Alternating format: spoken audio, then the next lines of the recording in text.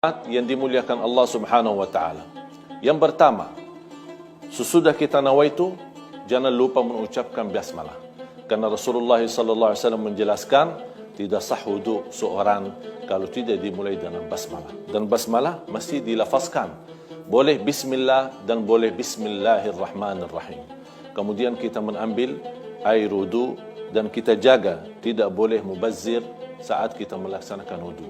Kita mencucikan tangan kita dari ujung-ujungnya, jari-jarinya antara jari, tolong dijaga. Ini perlu sangat diperhatikan. Kemudian yang kedua, kita langsung umur di mulut kita sama hidung kita. Boleh 3 kali, itu menjadi sunnah. Kalau cukup dengan sekali, itu menjadi wajib. Dan kalau kita menjaga wajib dan sunnah, itu sudah luar biasa untuk menyempurnakan wudu kita. Kemudian kita lanjut dengan ayat yang sudah dijelaskan dalam Al-Quran, Suratul Ma'idah, ayat yang ke-6 atau surah yang ke-5, ayat yang ke-6, kita menyucikan muka kita. Tapi untuk mencuci muka, tolong diperhatikan dari ujung kepala, dari atas sampai ke bawah. Bukan hanya muka bagian depan saja, tapi bisa menyentuh juga telinga kanan kiri. Itu sudah namanya muka dan sempurna. Dari atasnya sampai ke bawah. Itu cukup 3 kali.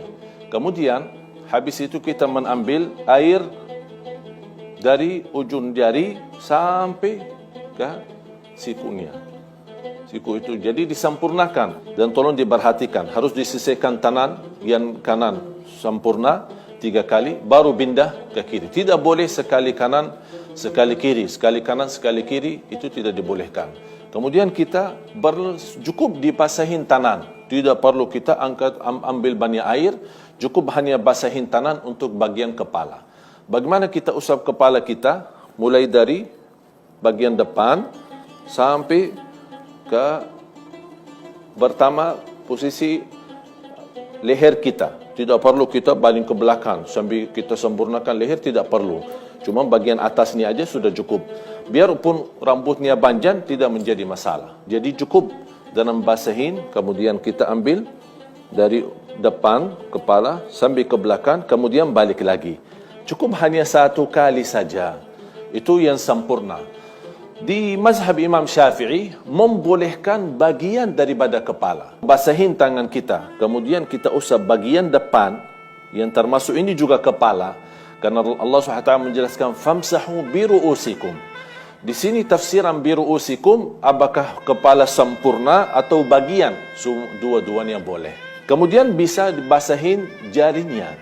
Tidak perlu tangannya semua, hanya jarinya dibasahin kembali. Kemudian untuk usap telinga kita, kanan kiri bisa dimasukin bagian, kemudian dari belakangnya untuk membersihkan. Ini semua untuk menjaga kesempurnaan wudu yang sudah diajurkan dan diajarkan oleh Nabi kita Nabi Muhammad sallallahu alaihi wasallam. Kemudian yang terakhir, kita bisa mencucikan bagian kaki kita.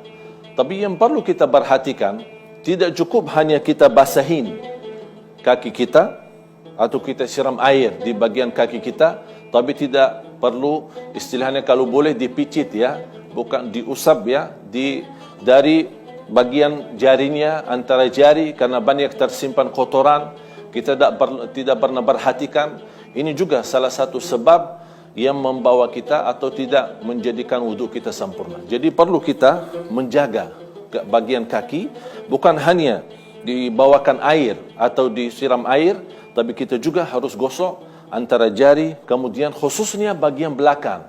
Bahkan Rasulullah SAW sudah menancam di hadis yang sahih, wailul lil a'qabi minan nar, celaka bagi orang-orang yang tidak menjaga wudu sampai ke belakang mata kakinya. Ini kan ancaman berat, bahkan diancam dengan neraka, na'udzubillah. Oleh karena itu kita pasti jaga, karena ini juga saat kita menjaga wudu bukan hanya terjamin ampunan dosa, tapi tambah lagi mendapatkan cahaya yang sempurna. Di atasnya lagi salat kita pun menjadi sah. Begini sudah kita sempurnakan wudu kita dan selesai doa. Saat kita selesai wudu kita, jangan melupakan bawa doa Nabi kita Nabi Muhammad sallallahu alaihi wasallam. Dan saat doa, mau angkat tangan, tidak